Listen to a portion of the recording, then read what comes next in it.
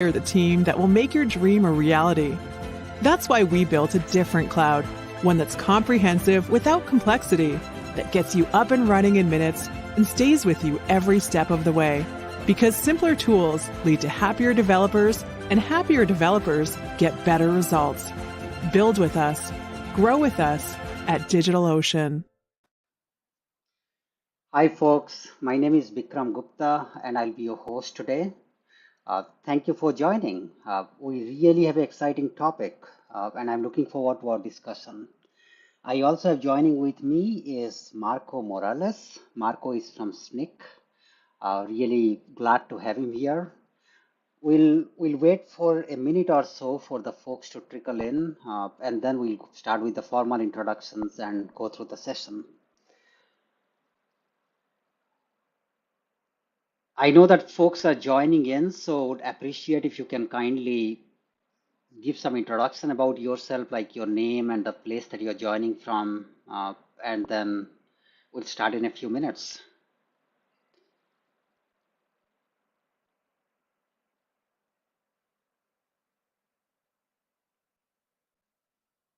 By the way, I'm joining from San Jose, which is in California, in USA. Marco, where are you from? Hi, I'm living in the Philadelphia area right now, but I will tell everyone that I was born and raised in Chicago. Nice.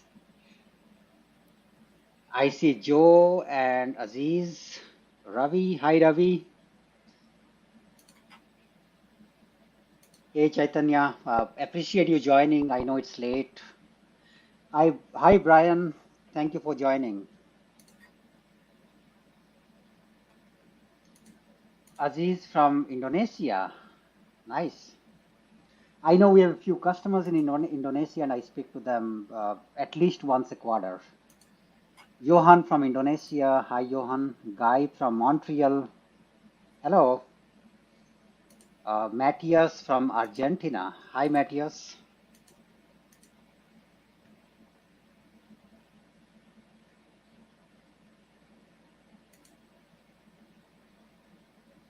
Thank you, Chaitanya, for letting us know that you have a basic knowledge of Kubernetes. This session is going to be somewhat high level, and then we'll dig deeper into supply chain. We have to dig deeper into that. So we really hope that you'll enjoy that. Good question, August, on why DigitalOcean doesn't have a data center in Indonesia. Our next data center is coming up in Asia Pacific. I don't know if I'm allowed to disclose the name, and it's near to Indonesia. That's all I can say. It's coming in matter of a few months, definitely this year. Hey, Mark, thank you for joining. Mark is from Egypt. Desmond, hi. Perfect. So I know we are at the 3-minute mark and we have a bunch of folks who have already joined in. I guess we can at least get started and start with the introduction. So my name is Bikram Gupta. I am the product lead for Kubernetes team here at DigitalOcean. And I'm really excited about this topic because I have a decent security background. I have spent close to 10 years working at security companies like McAfee and FireEye and Intel in their prime days when the enterprise security was really a rage. And I have been here at DigitalOcean for close to 1.5 years now. Marco, do you want to introduce yourself? Yes. Hi, my name is Marco Morales. I'm a partner solutions architect at SNCC.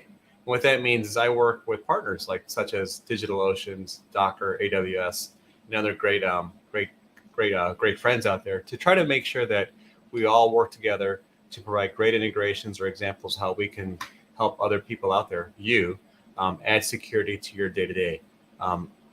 Just like Bikram mentions, we all have a background. My background is big on CI/CD and DevOps pipeline automation for about 10 years. I was automating enterprise pipelines in different companies, probably hundreds, if not thousands of times, and seeing some great results across. I've seen a lot of great pipelines out there and good examples, and I hope I can share some of that knowledge today. Thank you. Perfect. Thank you, Marco. And thanks to all our viewers who joined in the chat and then did the intro about themselves. Really appreciate that.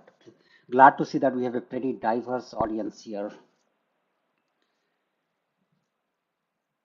Okay, so I thought that it will be good to start with some level setting, and a good level setting is understanding what's top of mind for you when it comes to security for Kubernetes. Sometimes it may be an issue, or sometimes maybe that you just want to understand the big picture, or you have a real concern that's going on in your production. It'll be helpful to know, so would appreciate if you can just type your thoughts, like what is your top of mind for Kubernetes security? If any of you have some, then can you please type that in the comments? And the reason for asking this is it'll also allow us to focus on those specific areas as we go deeper into the slides. I'll just give about 10 seconds here to see if anybody has any top of mind.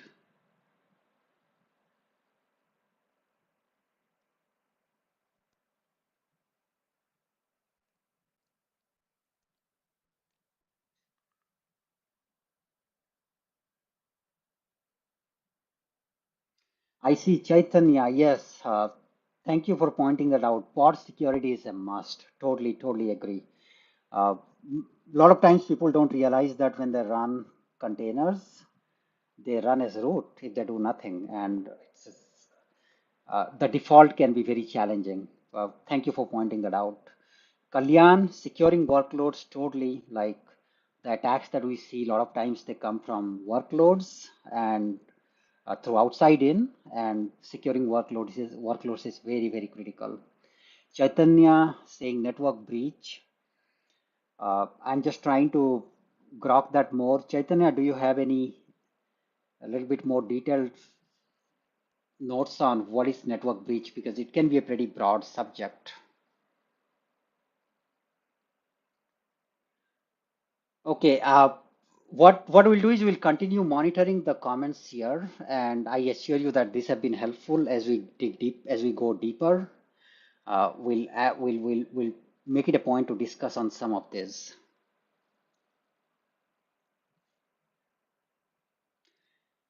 Kalyan, misconfiguration. Totally agree with that. Yeah. Okay, so what you will learn. We wanted to start with a big picture view for Kubernetes and applications, just like now Chaitanya, Kalyan, and all of you spoke about various type of security things that need to happen. How the big picture view look like? What all things one can do, and big level setting that is really important. Then we'll dig deeper into the supply chain security. Supply chain security is pretty complex, and complex because the supply chain have become complex. Now, it doesn't mean that those are complex for everyone.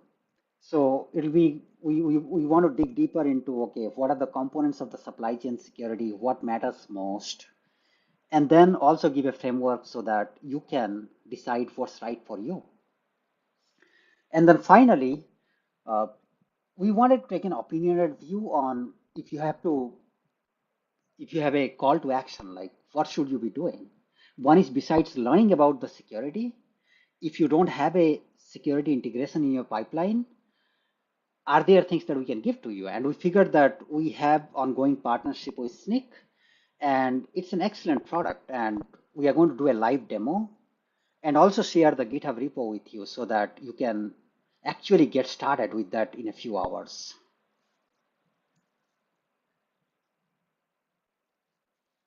Okay, let's start with the big picture view of securing Kubernetes. I guess that given that you are here, most of you have a fairly reasonable understanding of Kubernetes. When I came new to Kubernetes, the thing that amazed me was when I run something on a virtual machine, I know I can SSH onto the virtual machine. I can get my binary on, run it, and that's it. Whereas for Kubernetes, I need to like write code, build image, publish image to a registry, and tell Kubernetes to download the image, which is a lot of work. And that's the flow that you see here. Developer going to Git, registry, Kubernetes is downloading that, and once your application is up and running, end users are accessing that. What are the security things that are necessary? Particularly when it comes to one example, I know, like Chaitanya, you talked about the Kalyan, you talked about the misconfiguration and pod security. Chaitanya spoke about that. Those are all available to us, and we can find those out in the in the manifest file, in the YAML file, some in the Docker file. So there's an opportunity to sign and scan the necessary code in the Git repo itself and prevent unexpected security breaches later. Why do you need signing? So scanning is obviously very clear. Why do you need signing? Imagine you are using GitHub for your source code. You are using some build, your own build as an example, hosted in Kubernetes. Then you are running those in another Kubernetes cluster. I'm just giving an example. Suddenly your artifacts are your manifest file, your images, those are flowing from one location, which could be your Git repo, to another data center, another location for building, to another place for storing in the registry, to another place for running in Kubernetes. So it's not like supply chain is inside a room on a rack. Now, if it is a concern to you that you want to be sure that the integrity of the resources are what you meant those to be, you meant those to be whatever you pushed on to Git. And if you want to keep the integrity of those resources along all the way until it gets deployed, then you need signing. Sometimes signing can be just there, and it's there offered by the service provider, right? So that's why it's important to know why you need signing. It's just because the supply chain has become so distributed. On the registry, you have to scan your images. Now, one question that I often hear is, you have to, why do I need to scan my images always, right? And there could be different best practices. We'll get to, Mark is a subject matter expert. Marco is a subject matter expert on that, so we'll get to that a little bit later. But we definitely recommend that you do regular scanning on the registry. And then on Kubernetes, you have a fair amount of implementation that you need to do. The way to think about this is you have your control plane. Control plane is what can run, what cannot run. For example, do you want to run an image with vulnerability, critical ones? If your answer is no, then how do you tell Kubernetes to do that? That's what is admission control. In control plane, you'll do a few other things like you want to run some standard configuration checks to make sure that your cluster is hardened. And for that, you need some kind of a compliance checks. On the network side, you're going to need things like, okay, can the pod speak to anyone in the internet? Obviously, you don't want that. So you need things like network policy. And then on the OS layer, just like we have antivirus on our laptop, there are some really clean products which do a similar thing. A container is a set of processes. Those processes are running on the OS. And how do you really monitor the behavior of the processes so they don't do anything which is anomalous? And that comes under the OS threat detection. Finally, you have your application up and running and users are accessing that. And this is again a typical application that you run anywhere, even on your virtual machine. What do? You lock it down with firewall roles. You have a really hardened ingress, and then you are doing some of the threat intelligence, some of the analysis, some kind of a web application firewall if you really need that, right? And so firewall and logs are on the user side. So that's the big picture view of Kubernetes security. It looks pretty daunting, right? Uh, and one can easily argue that this is great if you have a broad security team and you have a lot of resources. And sometimes if you're an enterprise who is bound by the federal laws. And that's why we wanted to make sure that as you go further down the slides, we want to be careful about what's the opinionated security view for a developer, for a startup, and for SMB business. Okay, so my next obvious question is, please raise your hand or just write down in the comments if any of you have a dedicated security staff in your organization. I would also appreciate if you can share your thoughts on how much time you spend on security or you can afford to spend on security. We'll just pause for 10 seconds here.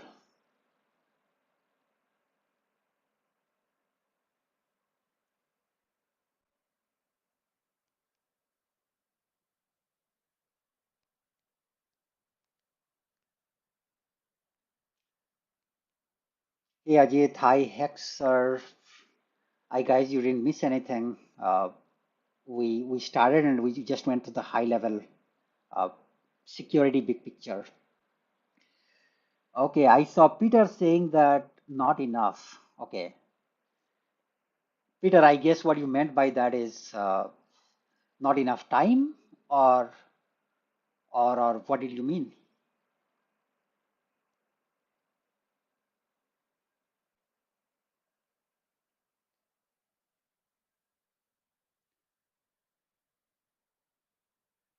Okay, I'll keep going here, but we'll keep watching the comments. If there are comments, then do share, like how much time and investment can you make? Yeah, perfect. Thank you, Peter. That's one of the things that I kind of expected. Uh, a real example is in my prior startup, I was the 20th employee. We did not even have a IT staff. Engineers like us were doing uh, the IT management, and we were also doing the security. That was a 20-member startup, right? So sometimes I totally get that. Okay, so we'll just keep going here. Now, what are the things that make sense for someone to implement is something which is completely dependent on two things. One is how much time you have, and second is what's the best ROI for you given the time. And given that Kubernetes is so automation friendly and CI/CD friendly, a very clean way to think about optimizing your time is automating things. The second way to think about your optimizing your time is, okay, you shouldn't have to spend a lot of time trying to fix the security issues, because that's a lot of work. And it doesn't mean that you run things with security issues. All I'm saying is, uh, if those guidance are very clear, like, okay, upgrade your base image to get rid of XYZ issues, then you save a lot of time. Keeping that in mind, here I picked some of the things that I believe are easy to implement. Those can be automated. There are standard tooling available for you to use those and implement those, and it just saves you time. Peter, to your point, time is a constant, right? And a lot of us see that, and that's why I picked some of those here that should be part of your regular process. It's just a opinionated recommendation from me, but you may decide that there are other things that you need which makes more sense. And any thoughts about this, guys? Just feel free to put it in the comments. I spoke about optimizing your security effort. One part of the automation you need to keep in mind is upgrading the tools time to time. And I picked open source as a selection criteria because you'll find that in security, particularly in container security, companies are leading by example, and they are leading by sharing. And some of the leaders in the space have open source products.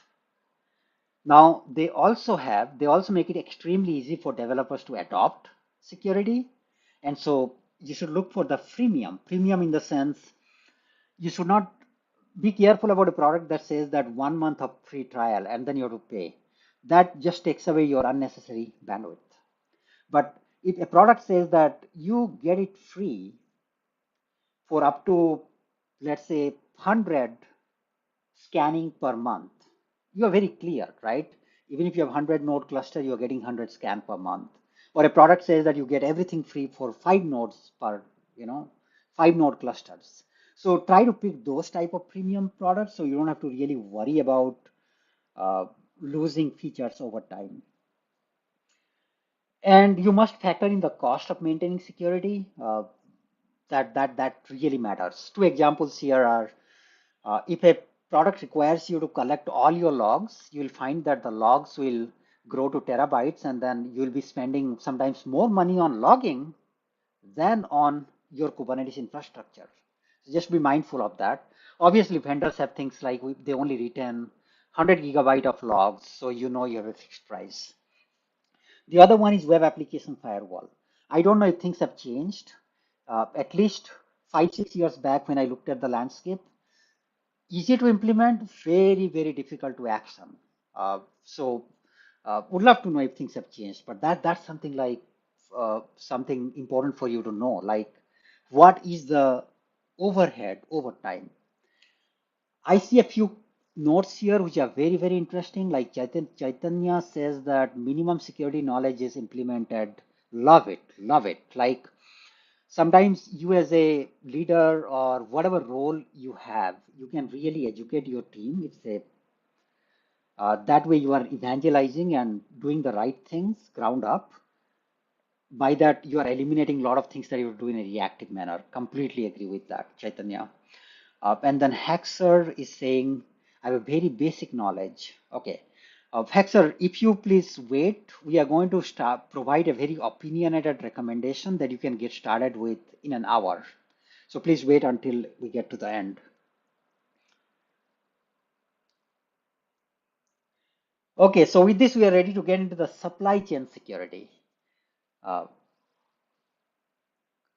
I guess most of you have heard about Log4j, but let me just quickly run through it so we don't try to just spend too much time on it. It was discovered sometime in December during the holiday period last year. There is a Java, Apache Log4j is a Java-based logging framework. It is used in millions and millions of systems and lots of libraries. It so happened that they implemented a very intelligent feature, and in that feature allowed Log4j to parse the log text. Based on that, take some action, and that action could be fetching a remote binary or Java class from a remote system and executing that on the local system.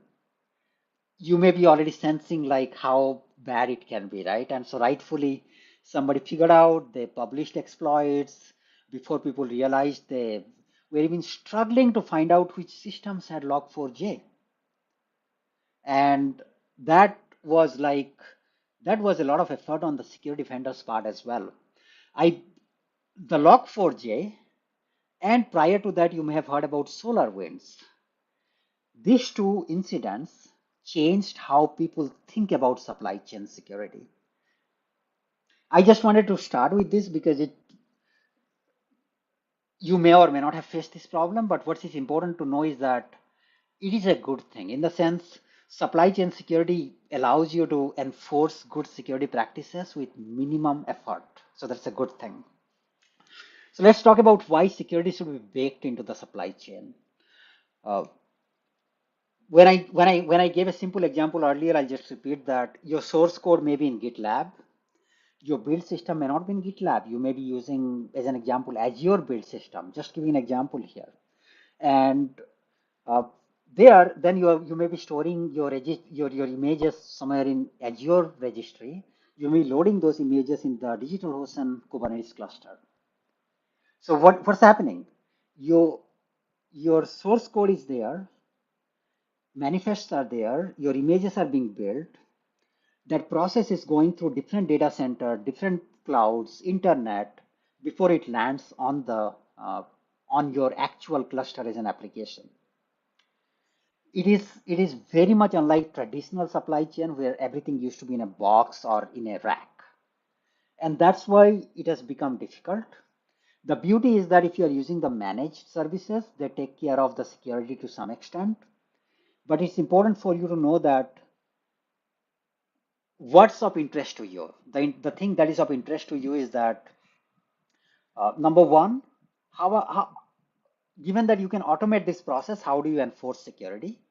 And number two is, how do you make sure that there is no man in the middle modification to your actual application or manifests? Those are the two things you need to solve.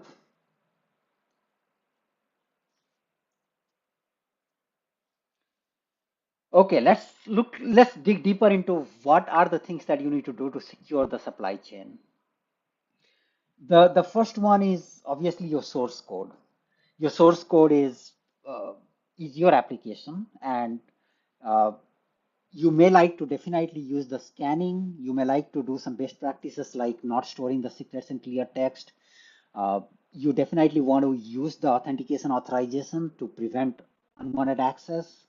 And I cannot overemphasize on the Docker file. Uh, you really want to be careful on how you are building images.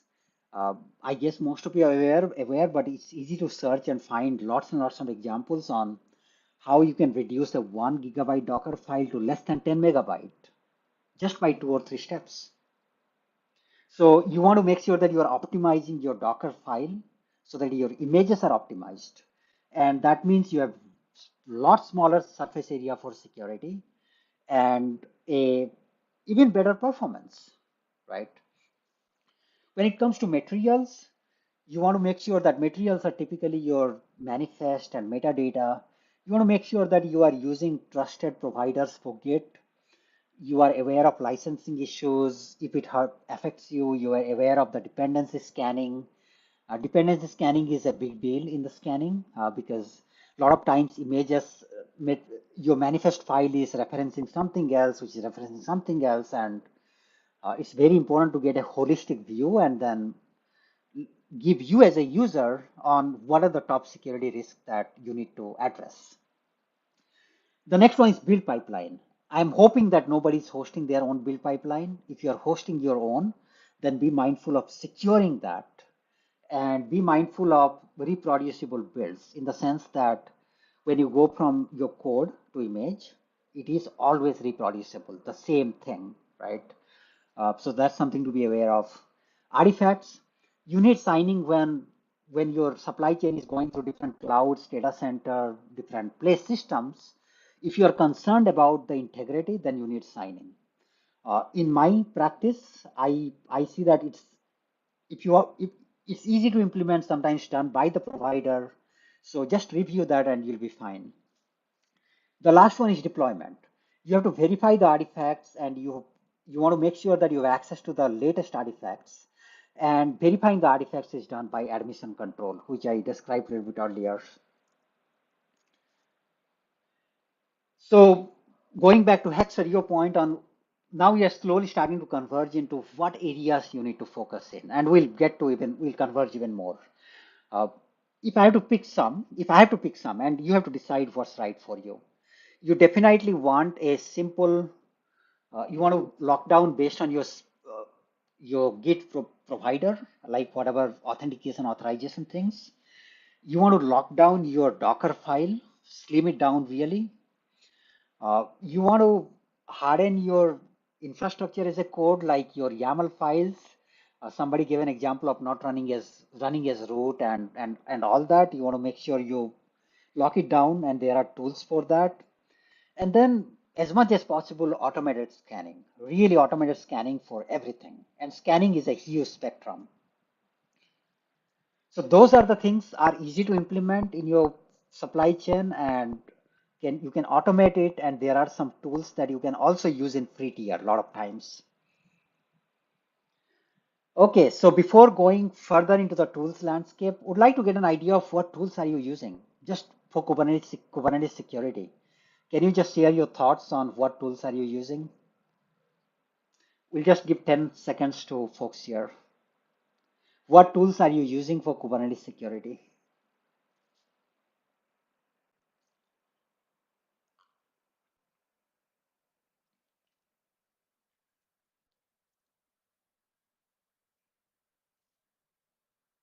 Okay, guys, I'll just keep going here because in the interest of time, because we have quite a few things to cover, but would appreciate if you can just share your comments on what tools are you using. So we put together the set of tools that are there in the supply chain landscape. And optimizing Docker image just to a search, you should find a lot of examples. You can do multi-stage Docker file and Docker Slim. I believe these are becoming standard practices. So if you are not up to speed, it takes only half an hour.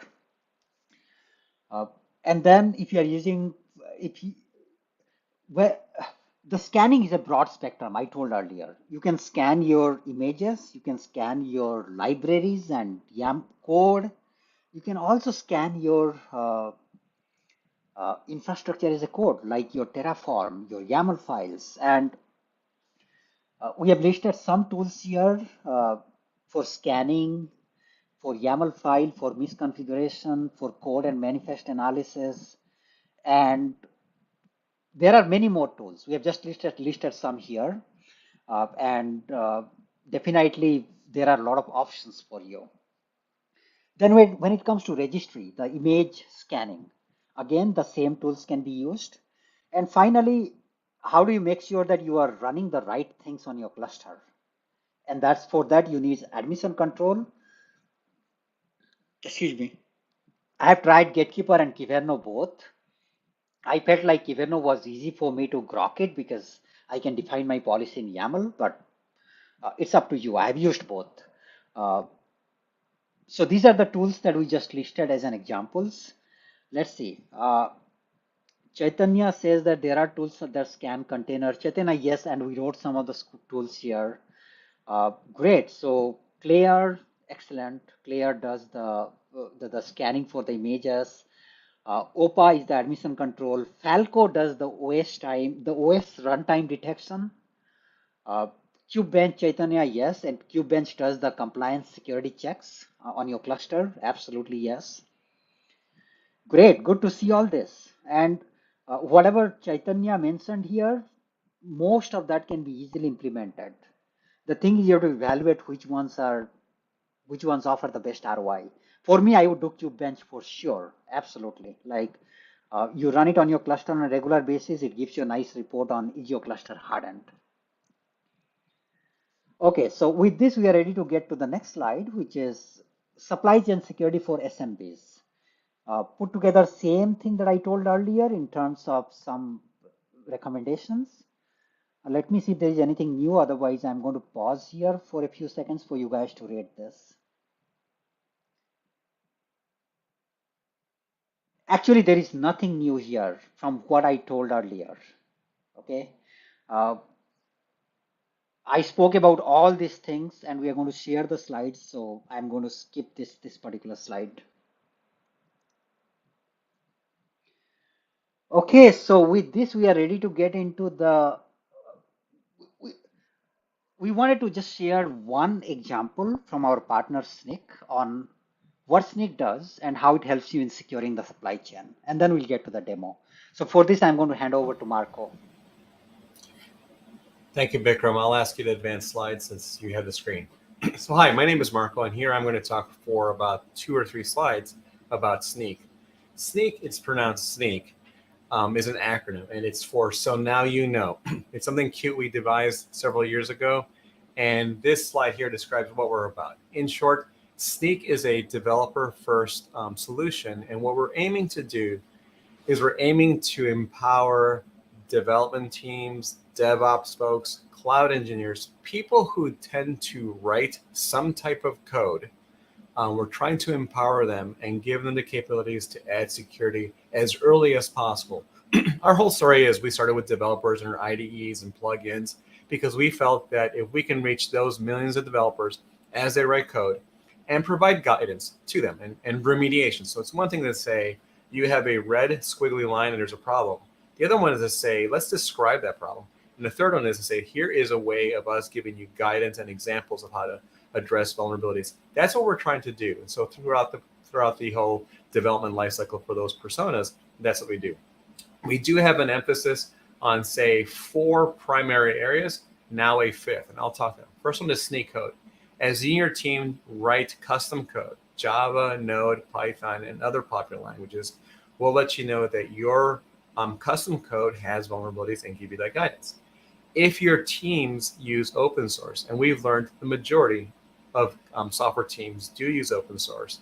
In fact, most shipped products are comprised of 80% or more their footprint of open source. We have a fantastic open source database. We'll give you guidance on that. Sneak container is going to be shown here as well. It's something where we provide guidance to your team for Docker files and Kubernetes to let you know that your base images or your directives may have a vulnerability and you want to address things. Again, we're looking at the authors, the people who create the software. How do we give them the best advice? Lastly, we have Sneak infrastructure as code, or Sneak ISC. When you and your teams devise infrastructure, Terraform and CloudFormation are popular examples.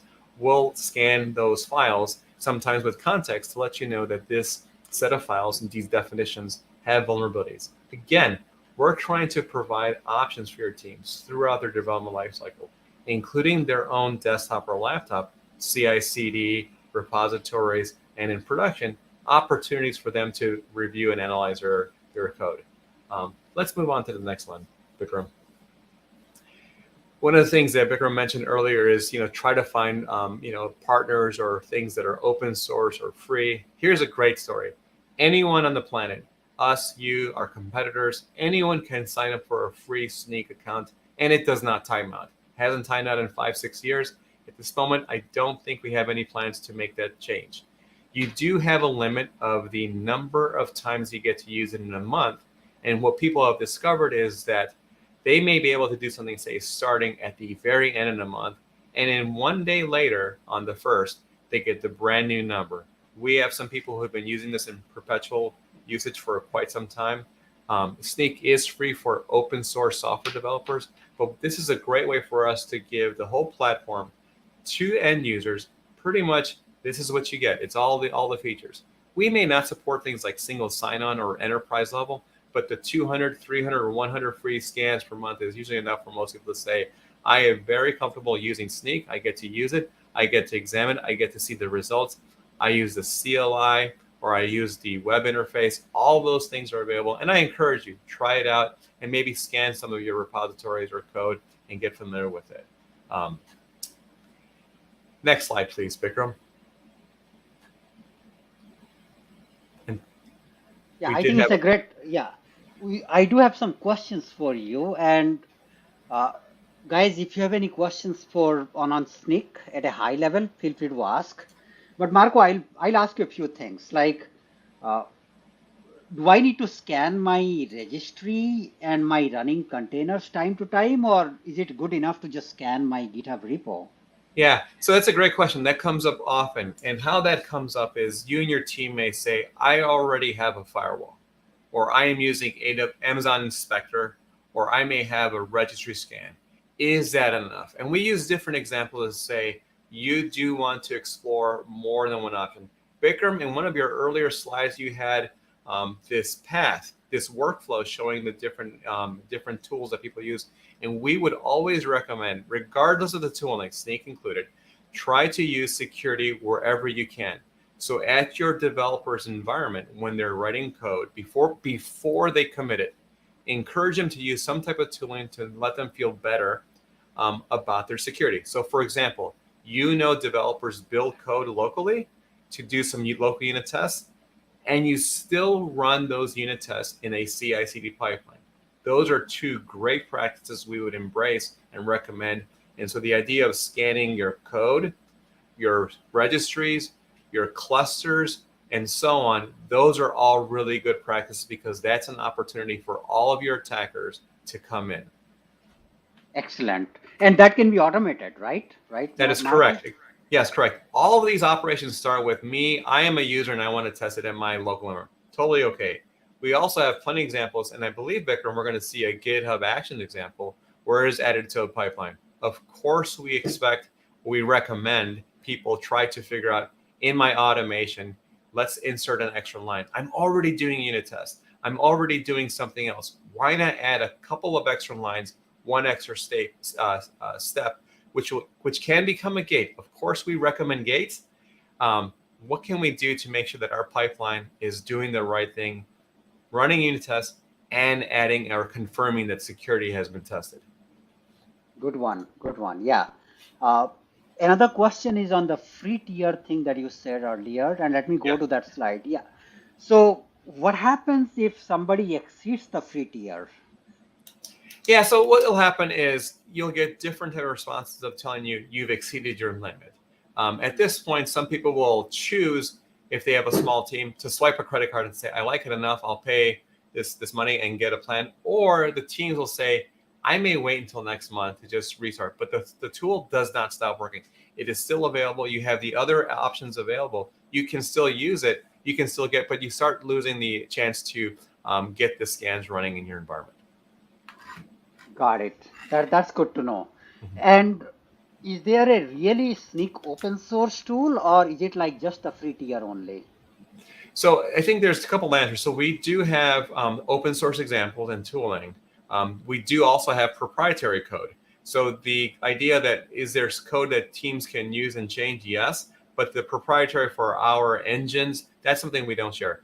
We also, if there's another part of that question, is we do scan open source libraries, and that's a huge part of our thing. Again, we've learned internally and externally that the majority of a package that is shipped is open source, and so it is in our best interest to make sure that the entire industry is protected. In fact, I've heard it's well over 80%, and so I would encourage you to really get an understanding of what kind of open source packages you have in your software. Let me make sure I got this. 80% of the packages can be open source. Is that what you said? So the way, yes, Snyk did if I'm right, it's Gartner. Snyk and Gartner did a review, a survey, and we've discovered the numbers vary 80 to 90%. So of the total deployed package, so I have this size package, 80% of that software is open source, and that makes a lot of sense. I use a framework, I use logging, I use whatever, because I don't want to. There's some great libraries, and that's a big deal. Again, we would recommend understand your posture of how your software is set up. Maybe you're one of those teams that do not use any open source, but the moment you do that, include or import or whatever the command is, you're starting to use probably external libraries. Yeah, love that insight. Love that insight. I didn't know that. Thank you, Marco. Let's get to the demo.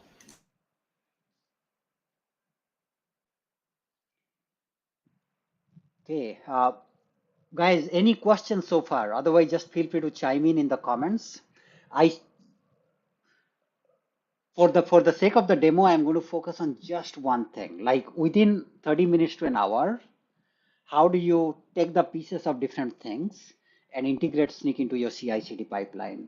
And I picked Snyk primarily because, as Marco described earlier, I had the option to pick 3 different images tools for scanning my code and manifest and the images, but one tool just makes my life easy.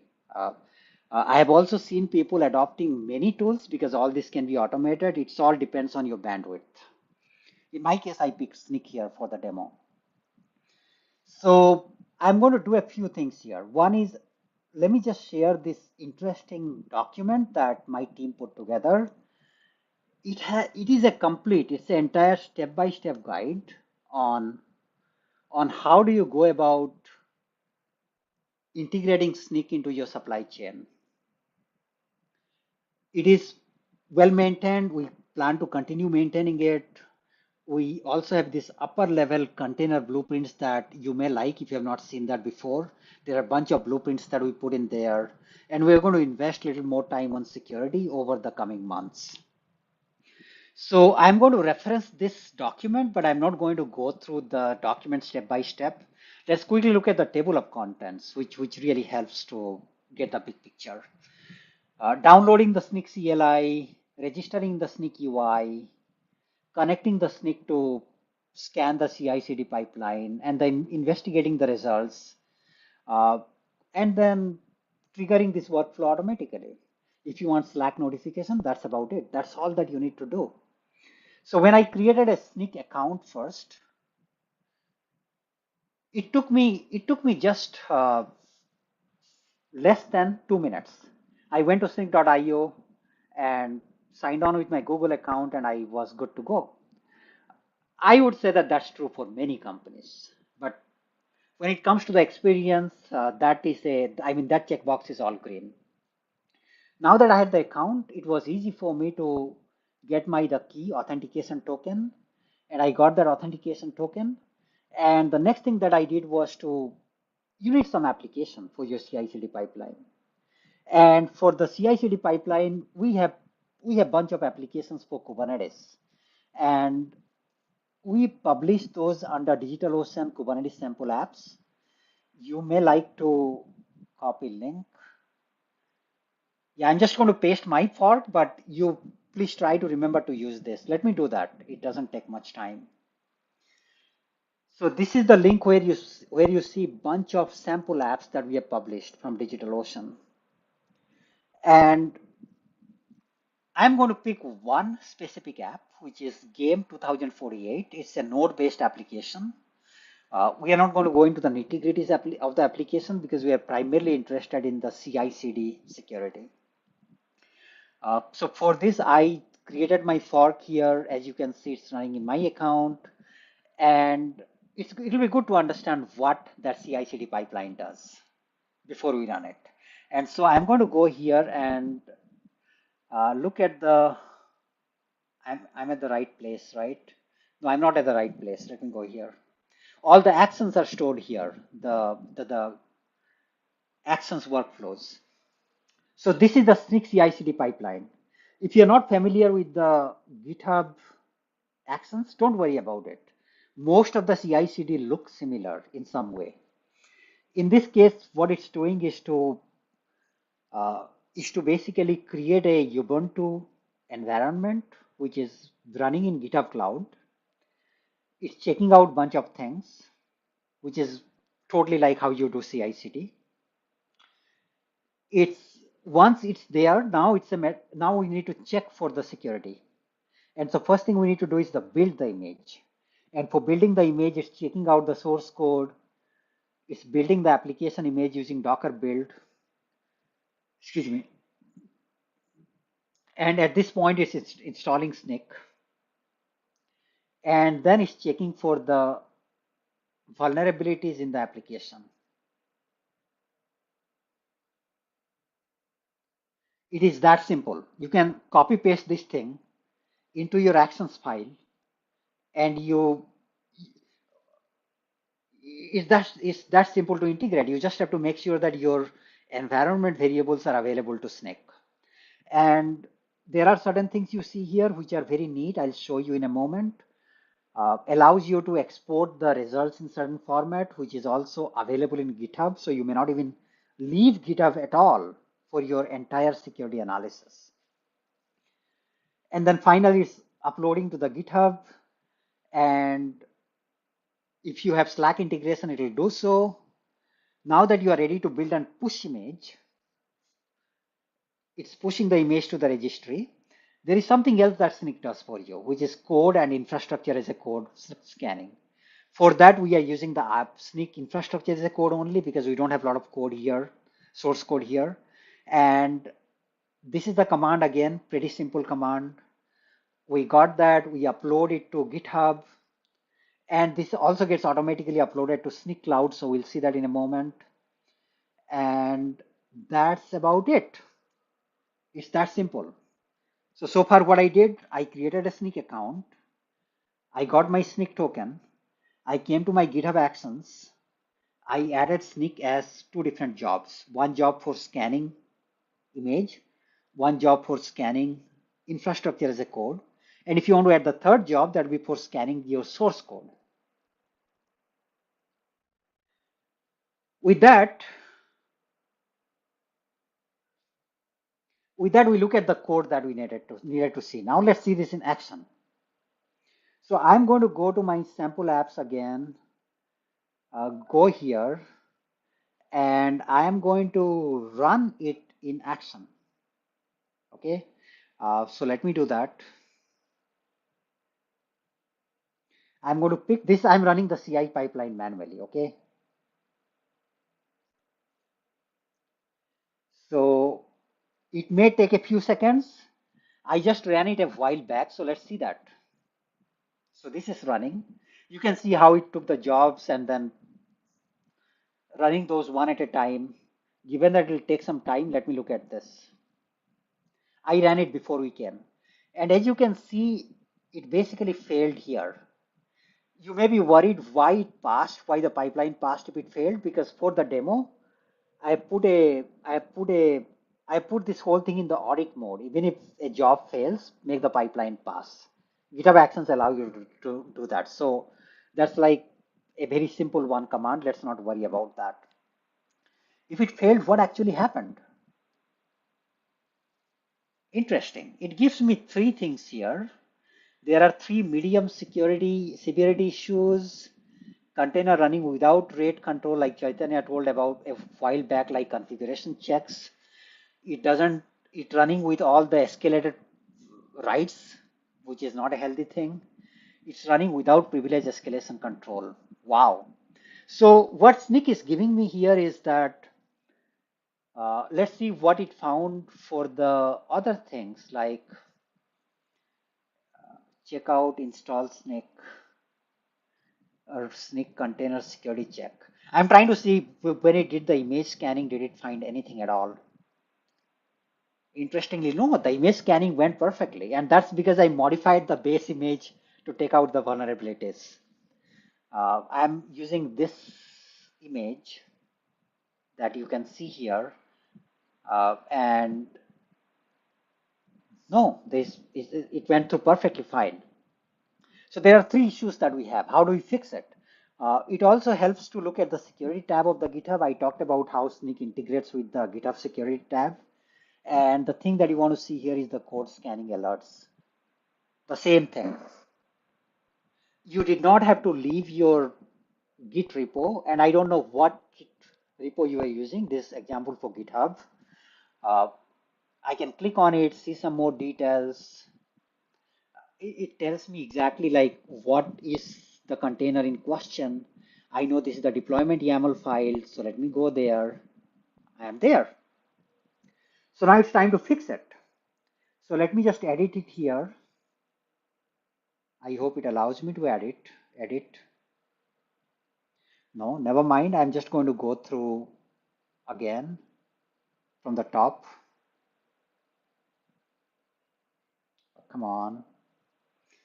Game 2048. I am looking for the deployment file, which I know is in the resources repo here, resources folder here. And in the deployment file, I'm going to change a few things.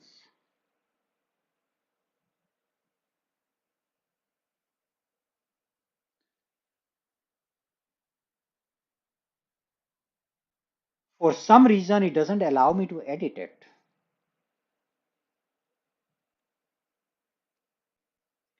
And I don't know why. I really don't know why. But all I wanted to show here was if I add those configuration for the file system to use, not use the root file system, or use that as read only, don't run as root, deny privilege escalation, and drop all the default Docker capabilities. And if I run the scan again, it should pass, and it will pass. So what we saw was that Snyk was doing something even more interesting. It was not only scanning for the vulnerabilities, it was also scanning to tell you the best practices on how you should be running your applications in production.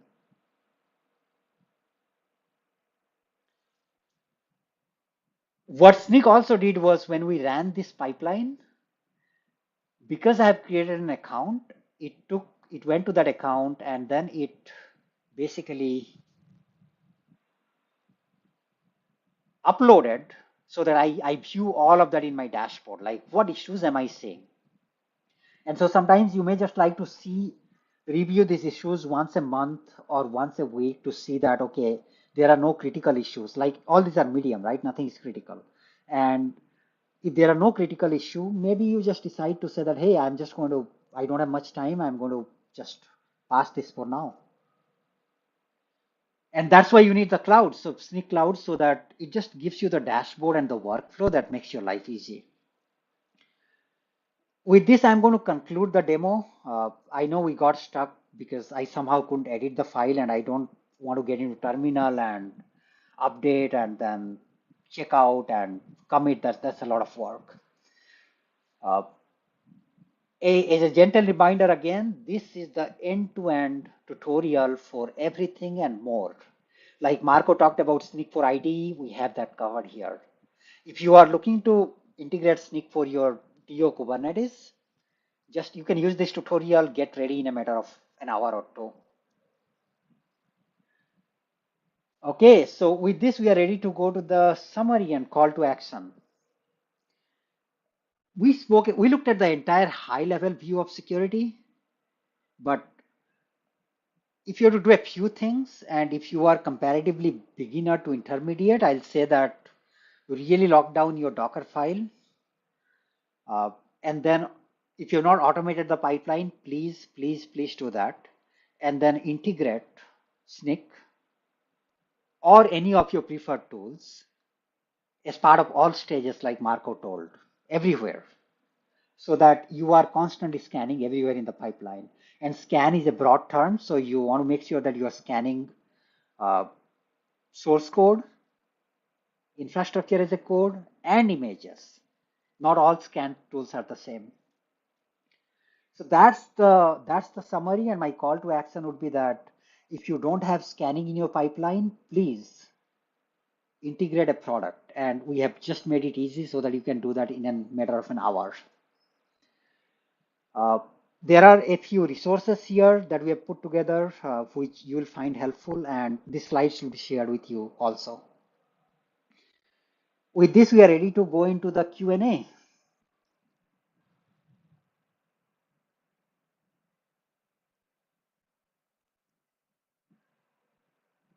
Are there questions that anybody has or comments?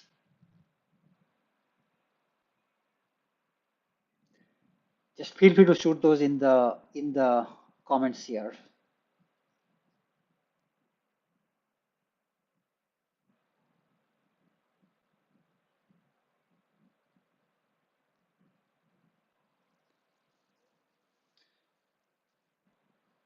Marco, are there any other things about supply chain security or Snyk in general that people should know? One of the things that we like to describe to folks is, how things like, for example, the command line interface. It's really popular with a lot of folks. And we also know that developer folks, the personas, sometimes just running, a Kubernetes command or command line or a Git command. Snyk has that same experience. What I wanted to draw maybe just some minor attention to is when you showed the example of the GitHub action pipeline, it really was just a Snyk CLI. And that is a very common form of using the Snyk CLI. You don't have to. You can use REST. You can use the web interface, or you can use an IDE plugin. But what I like to draw attention is, like, if you really want like a super portable, I use GitHub, I use Bitbucket, I use other tools. That is highly portable. And the examples here, I like it that you have the extra arguments. That is something that we have many different examples of. Here is how you get extra output for Serif or something else. And those things are easy for people to test at their local environment. And when I have this conversation and I am talking with someone that is comfortable with the CLI, they know exactly what this means and how it can lead to the next thing. Oh, I see. I can really do a lot of experimentation. I can use this in my environment. I, can test, play with, whatever your favorite words are. That's really powerful for people to use, and I would encourage you to try it as well. Yeah. Another question, maybe you can help answer that, Marco. Can we store containers in Snyk Cloud? So Snyk is not a container registry. We do work with more than one registry. We do have a nice integration into Docker Hub where you'll see the results of containers in Docker Hub saying has been scanned by Snyk. And because of Log4j in December, we added badging to indicate that the containers in your Docker Hub registry are free from Log4j. Perfect. Okay, I know we are exactly at the mark, top of the hour. I don't see any other question. If there are any other questions, feel free to hit us up in the Kubernetes Slack in DigitalOcean channel, or you can also in the GitHub in the GitHub repo that we shared on Snyk or Kubernetes or the container solution blueprints. You have the discussions tab, and you can feel free to ask your questions or raise any issues. We would like to really thank you for the opportunity to participate and engage in discussion, and hope you found it valuable. Thank you, everyone.